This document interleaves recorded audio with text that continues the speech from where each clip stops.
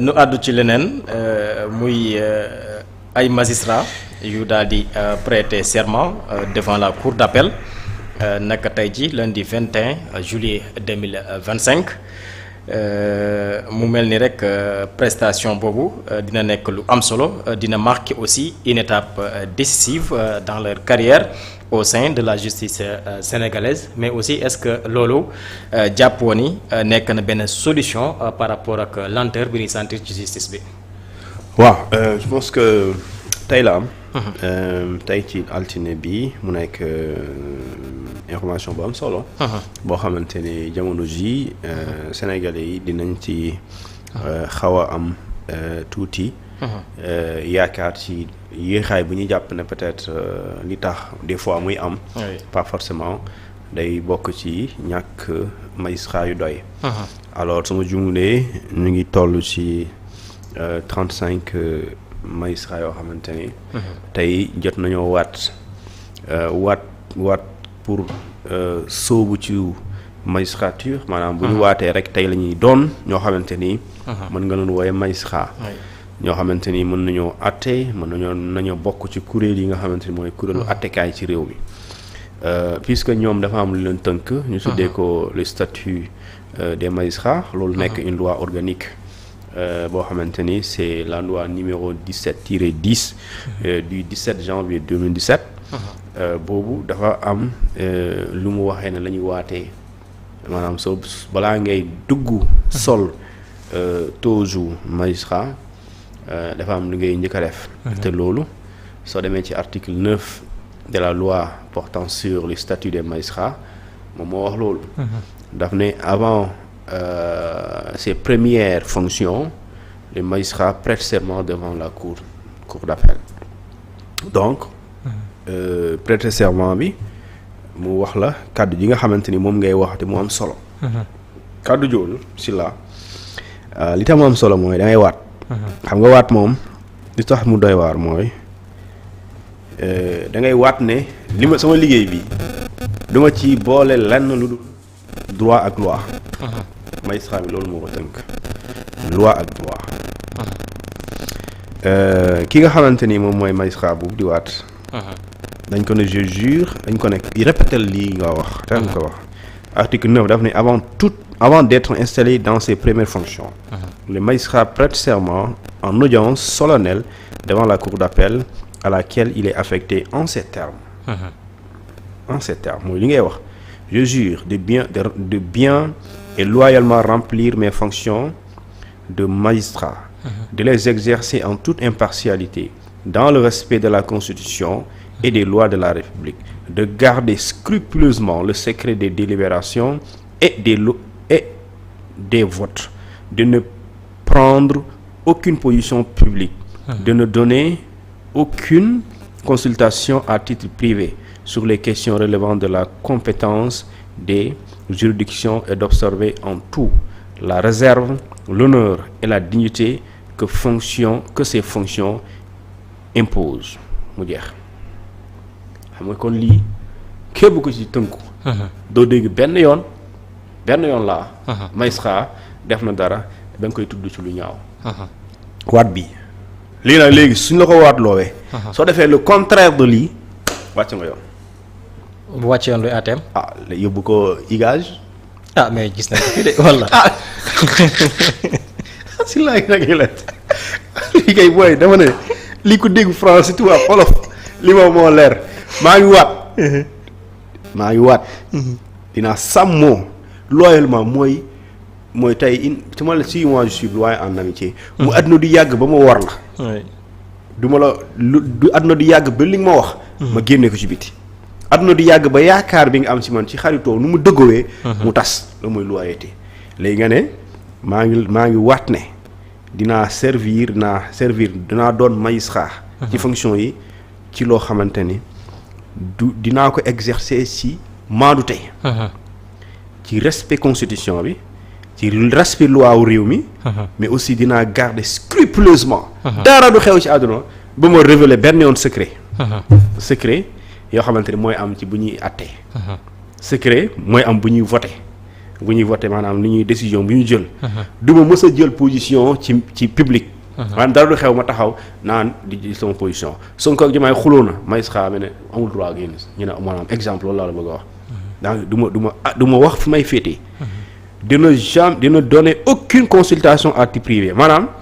sur des questions relevant de la compétence des juridictions du ma mës a def maanaam consultance. ci question yoo xamante ni dafay bokk ci wàllum yoon. même bu dee ci ma poste laa koy def sans fonction publique. et pare observer d'accord en tout fësal dëggantaan d'accord li nga xamante ni moom mooy réserve.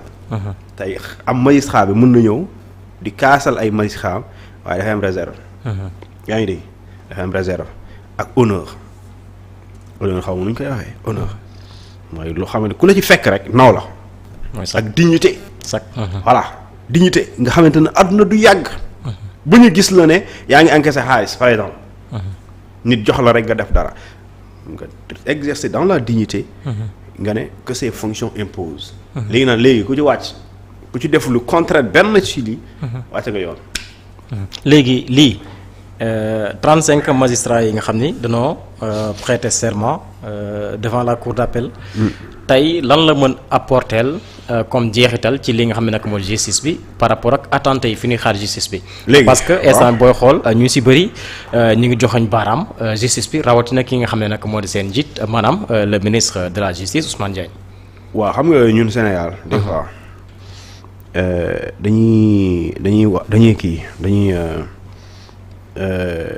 dañuy des fois problème day am mais duñu xool exactement problème bi la. fan la amee wala.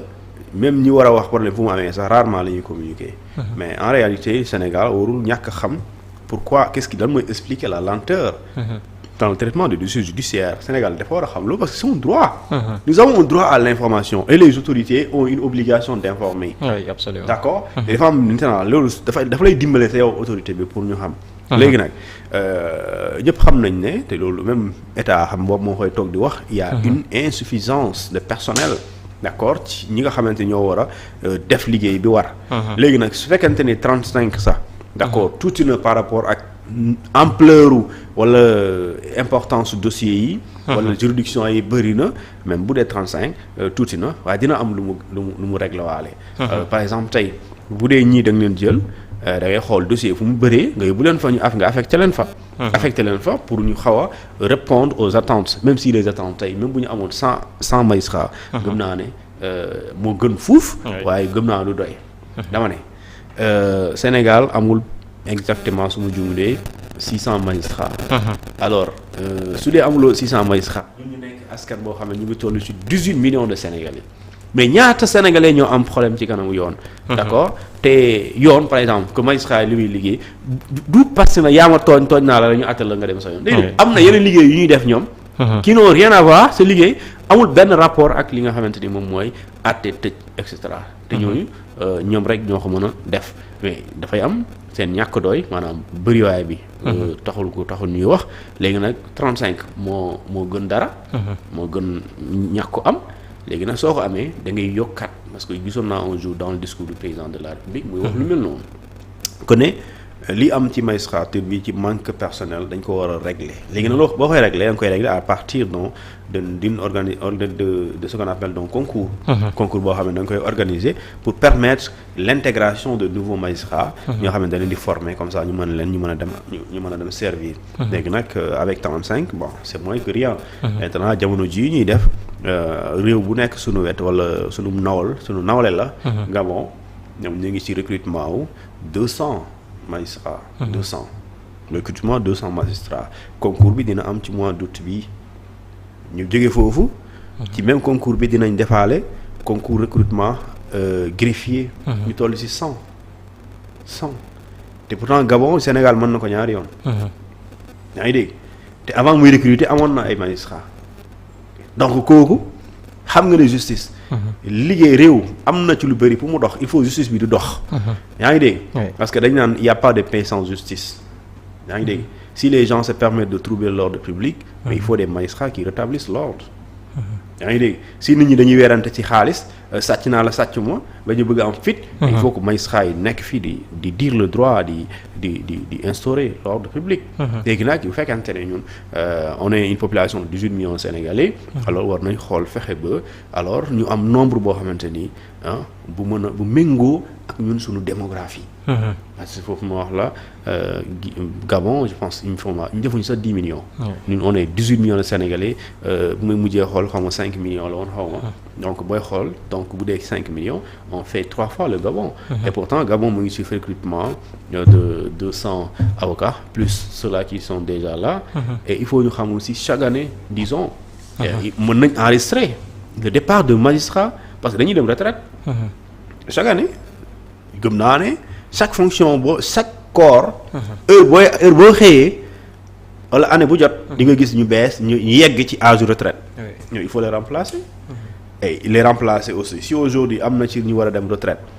te bokkul ak ñoo xam ne dañoo ñëw rek renforcer xam nga ku dem retraite boo indee 35 aussi day remplacer kooku rek mais day mel ni indi woo. remplaçant lay nekk te loolu nag maintenant certes dafa am incidence financière. bu fekkante da ngay def recrutement. mais aussi des fois yenn incidence financière da koy jar. parce que dafay régler d'autres questions yoo xamante ni c'est des questions importantes. mais lii mën naam lim bi tuuti na lool mais peut-être mën na décanter la situation par rapport ak lenteur bi am. mën na régler certaines questions liées à la lenteur administrative. bu dee dossiers yi dañoo bëri woon ci benn cour par exemple juridiction boo xamante ni te gëm naa ne Dakar fii. lépp fii la concentré wu. oui lu si ëpp moo fi da léegi nag su boobaa. da nga leen di affecté ci tribunaux yi nga xamante ni y a plus de dossiers. et que dossiers yooyu noonu on n'arrive pas tey boo demoon tribunal bu Dakar. am na salle yu bëri waaye des fois deux salles mooy dox. 2 salles parce que soo duggee lu ci ëpp salle bii bu ci topp. dañuy fay atte. mais sooy xool yeneen salles yi ne. lu ci ëpp lay tëju. waaw day tëju. exactement léegi nag loolu tax mu tëju moom ma jaaxal. dafa tëju ndax parce que y a pas de magistrat. moo tax ñu tëj ko parce que dafa war a dox. parce que loolu moo tax ñu def ko fa. d'accord ak salle bu ngande bi nga xamante ni procès bu dee benn nit bu am daraja ñu gis ne yeneen saa yi day xat. ñu yóbbu ko fa. mais yeneen saa yi dafay tijjeeku wala ñu tëj leen mais kenn du fa àtte. lu ci ëpp mais loolu war nañ xool lu tax ñu leen di kii parce que du ñàkk dossier. du ñàkk liggéey du ñàkk loolu liggéey mais xëy na liggéeykat ñoo amul. léegi liggéeykat bu amul ndax tu es obligé de fermer la salle. et nga concentré wu ci ñi nga xamante ni ñoo fi ne te ñoo ñu fa ne aussi ay nit lañ. dañuy yeewu comme yow Sénégalais. d'accord. jóge seen kër yi heure liggéey wàcc war a dem ñibbi comme ñëpp. mënuñ fi nekk di liggéey 8 heures ba 4 heures du matin mënul nekk. n'est-ce pas donc loolu pour nga comprendre ko nag des fois loolu mooy créer lenteur bi. tey soo demoon tribunal li ma la wax ni demal nga par expérience nga observé. yeneen salle day tëj yeneen tijjeeku soo demee ci salle tijjeeku. ñu ngi def pilu document des fois day kawe.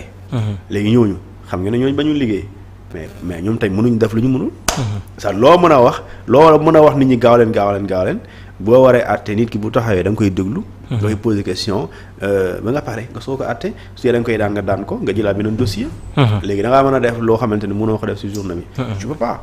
c'est-à-dire que li ngay def dafay méngoo ak sa capacité en tant que nit.